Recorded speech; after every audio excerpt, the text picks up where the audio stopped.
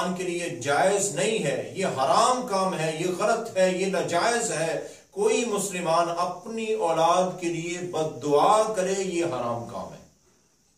اپنی اولاد کے لیے بد دعا نہیں کرنی چاہیے۔ اللہ کی رحمت سے کیا نا امید ہو گئے؟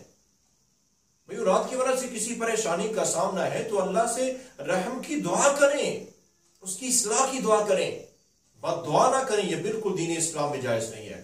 جیسے اولاد کے لیے بد دعا کرنا جائز نہیں ہے، ایسے ہی اپنے ملازمین کے لیے بھی، اپنے جو ملازم ہیں، اپنے پاس جو کام کرنے والے لوگ ہیں، ان کے لیے بد دعا کرنا بھی حرام کام ہے۔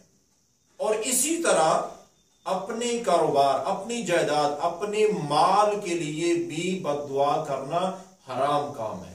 ان تین قسم کی بد دعاؤں سے آپ نے سختی سے منع فرمایا کہ لا تدعو، کبھی ایسی بد دعا نہ کرنا جو تمہاری اپنی اولاد، اپنے ملازمین یا اپنے کاروبار کے متعلق ہو۔ قطعاً یہ جائز نہیں، یہ حرام کام ہے۔